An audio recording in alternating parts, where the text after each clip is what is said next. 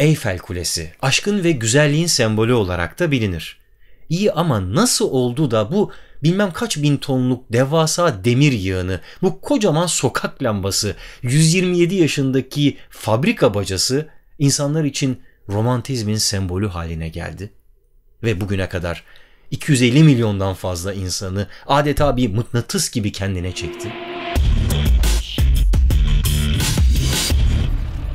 Eyfel Kulesi bugün dünyanın parayla en çok ziyaret edilen anıtı unvanına sahip ve az önce sıraladığım sıfatları bugün sanat ve tasarım harikası olarak kabul edilen bu anıtı aşağılamak için söylemedim. Çünkü ilk yapıldığında Paris'in çok değerli sanat ve edebiyat çevreleri onu aynen bu şekilde tanımlamış. Üstelik Eyfel Kulesi'ne karşı olan bu sanatçılar sadece karşı olmakla kalmamışlar. O zamanki yüksekliği 300 metre olan bu kulenin her bir metresi için bir sanatçıyı örgütleyerek toplu bir şekilde bir komite halinde bu kuleye adeta savaş açmışlar. Biz yazarlar, ressamlar, heykeltıraşlar, mimarlar ve Paris'in şimdiye kadar dokunulmamış olan güzelliğine adanmış tutkulu insanlar olarak bütün gücümüzle bu kullanışsız ve korkunç Eyfel Kulesi'ne karşı çıkıyoruz. Buna benzer bildiriler yayınlamışlar. Demek ki insanlar doğası gereği bazen böyle yenilikçi fikirlere karşı çıkabiliyorlar. Böyle durumlarda kendi projenize ne kadar inandığınız, ne kadar geniş bir vizyona sahip olduğunuz son derece önemli. Peki başlangıçtaki böylesi bir dirence karşılık onu yaptıran Gustav Eiffel Kulesi'ni nasıl savunmuş biliyor musunuz? Onu piramitlerle kıyaslayarak. Mısır'daki piramitler herkesin hayran olduğu eserler olarak kabul edilirken onlardan çok daha görkemli ve gösterişli olan bu eser neden korkunç olsun ki demiş. Eserini bu şekilde görkemli olarak tanımlamış çünkü yapıldığı 1889 yılında insan elinden çıkmış dünyanın en büyük yapısıydı ve 41 yıl boyunca da bu şekilde kalmaya devam etti. Aslında Eyfel Kulesi geçici olarak yapılmış bir yapıydı. Paris'te Fransız Devrimi'nin 100. yıl dönümünde düzenlenen Dünya Fuarı için tasarlanmıştı. Ve onun tasarımını sanıldığının aksine Gustav Eiffel tek başına yapmadı, yaptırdı. Bir takım çalışmasının ürünüydü.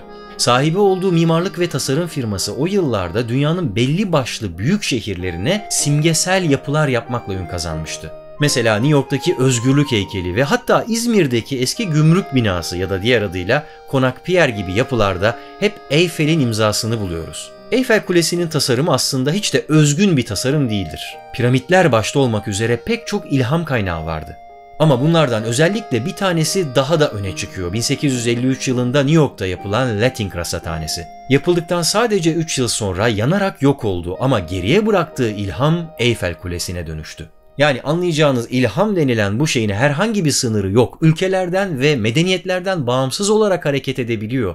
İnsanlığın ortak bir mirası olarak ortada duruyor ve dileyen herkes onu oradan alıp kullanabiliyor. Tabii tek başına ilham işlerin bitirilmesi için asla yeterli değil. Evet, Eyfel Kulesi'nin çıkış noktası başka bir kule ama tasarımı birebir kopyalanmamış. Daha iyiye ulaşmak için yapılan çalışmalar defalarca revize edilmiş ve nihayet son haline getirildikten sonra yarışmaya gönderilmiş. Bu arada bir yarışma olduğundan bahsetmiş miydim? Evet, gerçekten de bir yarışma var. Üstelik oldukça da popüler bir yarışma. O yıl yapılacak Dünya Fuarı'nın daha çok ses getirebilmesi için düzenlenmiş olan bu yarışmaya toplam 700 farklı tasarım katılmış. Aralarında 300 metre yükseklikte bir granit taş yapı bile var. Ama kazanan Eyfel Kulesi olmuş. Peki kazanmış da ne olmuş?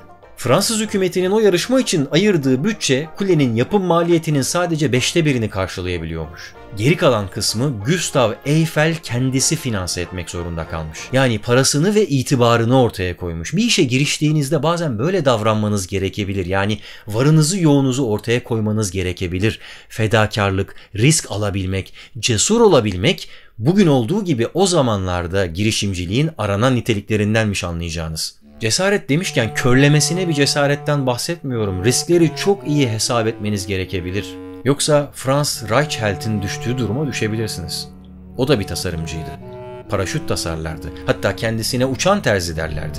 1912'de yaptığı son paraşüt tasarımını Eyfel Kulesi'nde test etmeye karar verdi. Ve bu onun son kararıydı.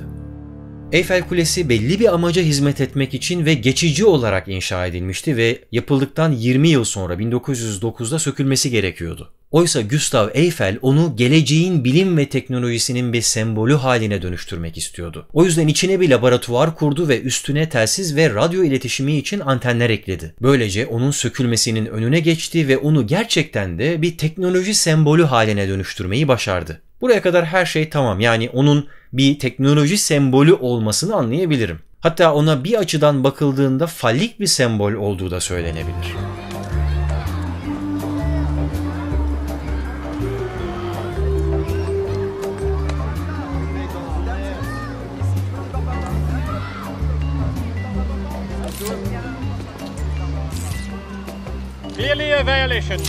Bu durumda kuleyi erkek olarak kabul ettiğimize göre onunla 2007 yılında evlenen Erika Eyfel'i bile anlayabilirim. Ama hangi ara ve ne şekilde onun aşk ve romantizmin sembolü haline dönüştüğünü hala anlayabilmiş değilim.